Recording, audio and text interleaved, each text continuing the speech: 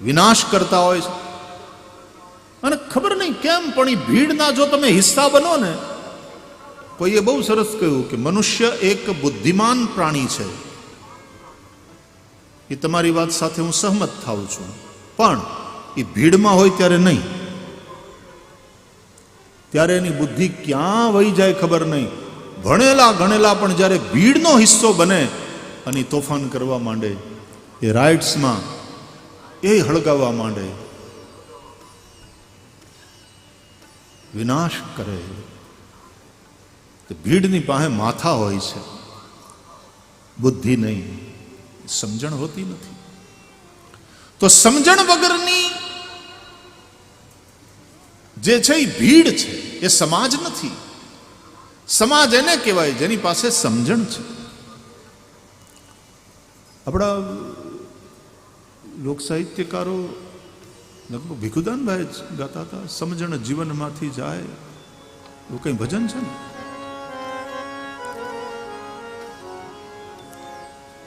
સમજણ જીવનમાંથી જાય, જીવનમાંથી જાય ત્યારે જોવા જેવી થાય. જીવનમાંથી જાય ત્યારે એ જોવા જેવી થાય. આ સમજણ જીવનમાંથી જાય, જીવનમાંથી જાય તે ત્યારે જોવા જેવી થાય. સમજણ જીવનમાંથી જાય. એક જણાને પૂછ્યું તમે સમજદાર છો? તો લોકો હા. તો દુઃખી હશો? તો ખાવ સાચી વાત. સમજદારે દુઃખી થવું પડે, બાકી ઓલા જે નફટ હોય, બેશરમ હોય, એ તો દુઃખી કરે, એ દુઃખી થાય નહીં. પણ સમજણવાળા લોકોનો સમૂહ, એનાથી સમાજ બને છે. ધર્મ છે, સત્સંગ છે, આ કથાઓ છે, એ સમાજના નિર્માણ માટે છે. વ્યક્તિનું નિર્માણ થાય, ચરિત્ર નિર્માણ થાય, સમાજનું નિર્માણ થાય. એ માટે આ એક એજ્યુકેશનલ પ્રોજેક્ટ છે આપણો. આ માસ એજ્યુકેશનનું મીડિયા છે કથા. એટલે સારા વિચારો આપણને સાંભળવા મળે. ઋષિઓના વિચારો, શાસ્ત્રોના વિચારો વ્યાસપીઠ ઉપરથી એનું સંક્રમણ થાય. કોવિડના સમયમાં કોવિડથી ગ્રસ્ત માણસના સંપર્કમાં આવવા માત્રથી આપણે સંક્રમિત થતા હતા. તો સત્સંગમાં સતત આવા વિચારો તમે સાંભળો, વૈષ્ણવોના સંગમાં રહો, મહાપુરુષોના સાનિધ્યમાં રહો, તો આવા સારા વિચારોનું પણ સંક્રમણ થાય. એનાથી આપણા વિચારો સંક્રમિત થાય નહીં. બહુ સારું છે. તમારા શરીરમાં બેક્ટેરિયા છે ને, એ બે પ્રકારના છે. ખરાબ બેક્ટેરિયા પણ છે. ડૉક્ટર સાહેબને પૂછો, હારા માયલા બેક્ટેરિયા છે. બેક્ટેરિયા તો રહેવાના શરીરમાં. એમ આ દુનિયામાં બધા જ પ્રકારના લોકો, દૈવી વૃત્તિવાળા લોકો પણ અને આસુરી વૃત્તિવાળા લોકો પણ દરેક યુગમાં મળે છે. જ્યારે જ્યારે સમાજમાં કોઈ રામ હોય છે, ત્યારે ત્યારે રાવણ પણ ક્યાંક અસ્તિત્વ ધરાવતો હોય છે. અને અસ્તિત્વ ધરાવતો હોય છે એમ નહીં, એ બહુ પ્રભાવી હોય છે. ત્યારે રામ પ્રગટ થતા હોય છે. પ્રહલાદ છે, ક્યાંક હિરણ્યકશિપુની સત્તા છે, તો એની અંદરથી ક્યાંક પ્રહલાદ જેવો ભગવત ભક્ત પણ પ્રગટ થઈ જતો હોય છે. કુદરત બધું બેલેન્સ કરે છે. એટલે સમાજને માટે થઈને ઘસાઈ છૂટવાની વાત, તો સમાજ માટે થઈને જે કામ કરે ને એને ગાળ્યું ખાવાની તૈયારી રાખવી પડે છે. કારણ કે એના વખાણ થતા હોય તો એની આલોચના પણ થાય જ. તમે ગમે એટલું સારું કામ કરો, તમે સમાજ માટે કૂટાઈ મરો, ઘસાઈ જાઓ, પણ છતાં તમારી આલોચના તો થાય જ. અને એમ જ હોય, એની ફરિયાદ પણ નહીં, એમ જ હોય. પરાપૂર્વથી એમ જ થતું આવ્યું છે.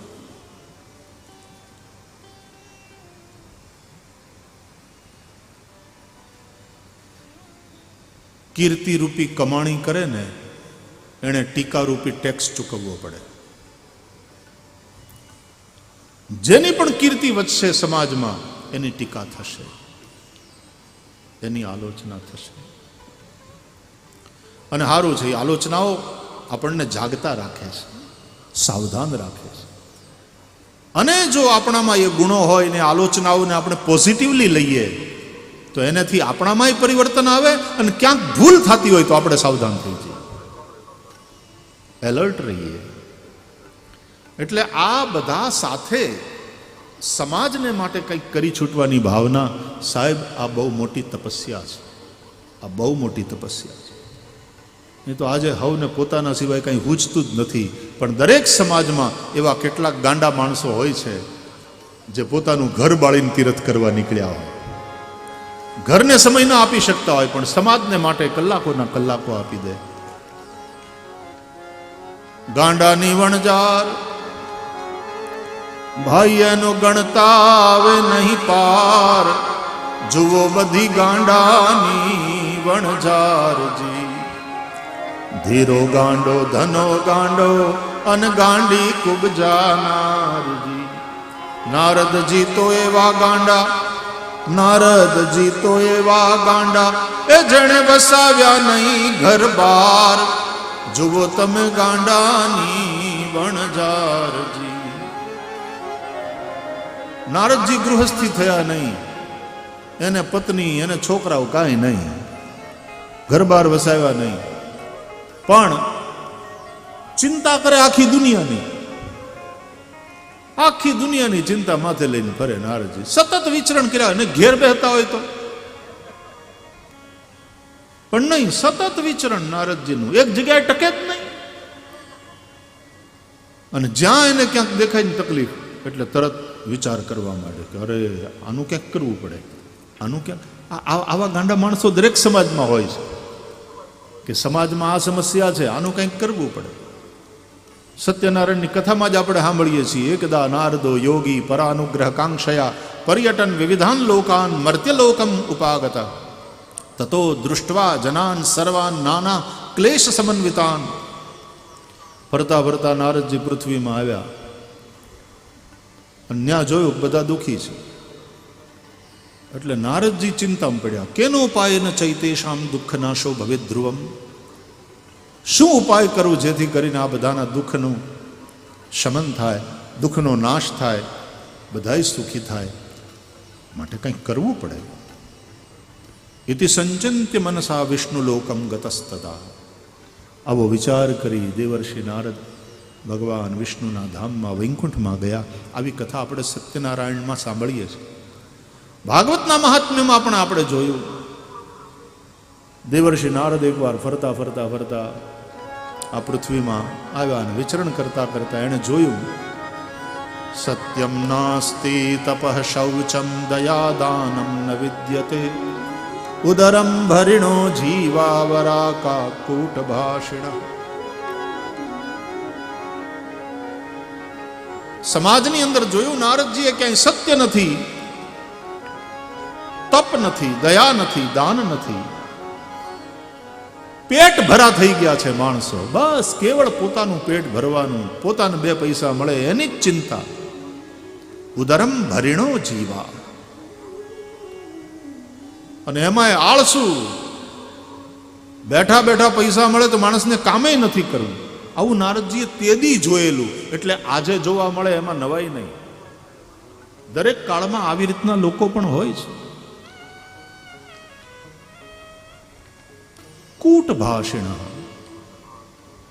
કડવું બોલનારા. આપણા લોક સાહિત્યકારો કહે છે ને એટલા માટે કે ઘણાને આમ થમ તો બોલાવ્યા વગર થાય નહીં. કેમ મજામાં? તો થાય તો દુઃખી કરી લ્યો. એટલે ભાઈ અમારે ક્યાં તને દુઃખી કરવું? આ તો ખાલી ન પૂછીએ તોય તકલીફ કે મને કાંઈ બોલાવ્યા નહીં, રામ રામે કર્યા નહીં. બાજુમાં છોકરું હોય બેઠું હોય એટલે આપણે પૂછીએ, આ છોકરો તમારો? તો નહીં, તમારો લઈ જાઓ. ભાઈ તારો છે, દેવનો દીધેલો છે, તું હાચવ, તને પૂછાય પણ નહીં.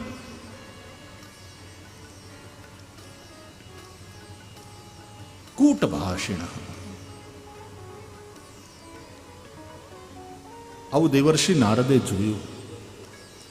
અને એનું મન દુઃખી થઈ ગયું કે કંઈક કરવું પડશે, કારણ સમાજમાં મૂલ્યોનું ક્ષરણ થતું જાય છે, મૂલ્યોનું ધોવાણ, લોકોમાંથી ધર્મ જવા માંડ્યો છે. દુઃખી થશે સમાજ, અધઃપતન તરફ જશે.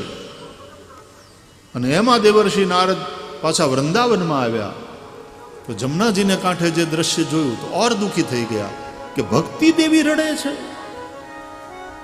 જ્ઞાન વૈરાગ્ય હાવ મરવા પડ્યા છે, મૂર્છિત વૃદ્ધ, અને ભક્તિ તો કરગરવા માંડી. ભો ભો સાધો ક્ષણમ તિષ્ઠ મચ્ચિંતામપિ નાશય દર્શનમ તવ લોકસ્ય સર્વથા ગહરમ પરમ.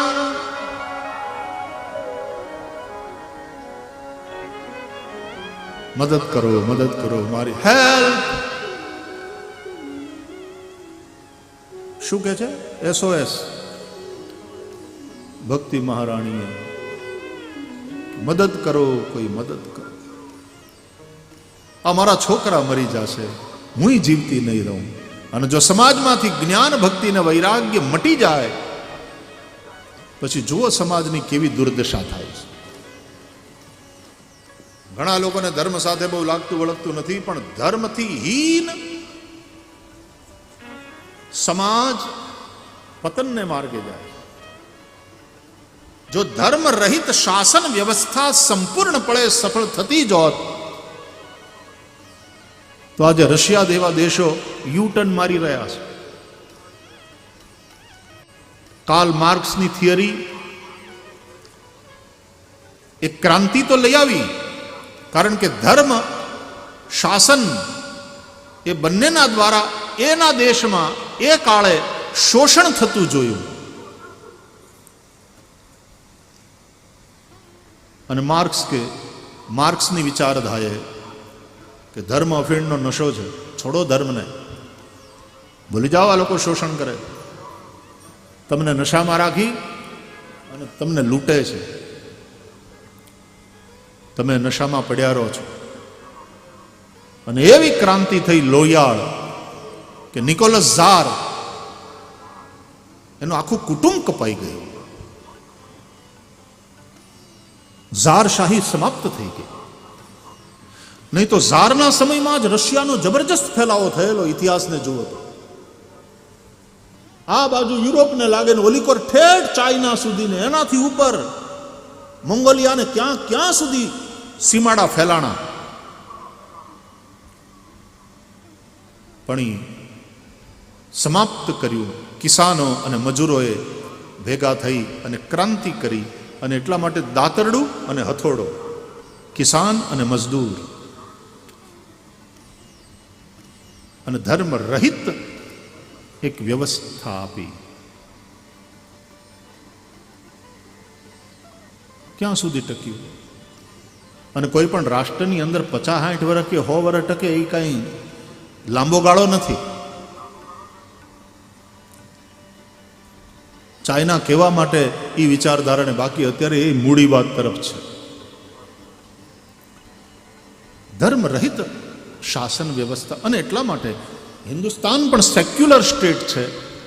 અને સેક્યુલરિઝમનો અર્થ અમે ધર્મ રહિત શાસન વ્યવસ્થા એવો નથી કરતા, પણ સર્વધર્મ સમભાવવાળી શાસન વ્યવસ્થા.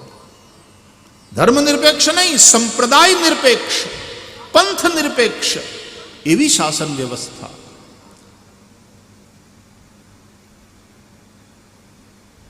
સેક્યુલર સ્ટેટનો અર્થ એવો છે. આ હું શું કામ ચર્ચા કરું છું? કારણ કે આ ચર્ચા ભાગવતમાં છે. આખું પૃથુ ચરિત્ર વાંચો ભાગવતનું.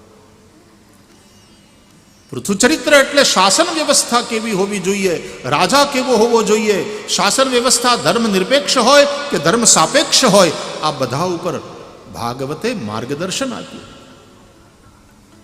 એટલે કોઈ એમ કહે કે મોક્ષ સંબંધી જ વાત છે, એ ભાગવતને બરાબર સમજ્યા નથી. મોક્ષ એ તો આઉટકમ છે વાલા. પણ એ આઉટકમ ત્યારે જ બરાબર હોય જ્યારે ધર્મ, અર્થ અને કામ આ ત્રણેય પુરુષાર્થને તમે યોગ્ય રીતે પ્રાપ્ત કરો. પુરુષાર્થનો અર્થ ગુજરાતીમાં, હિન્દીમાં મહેનત એવો થાય છે કે પુરુષાર્થ કરો, મહેનત કરો તો બધું મળશે.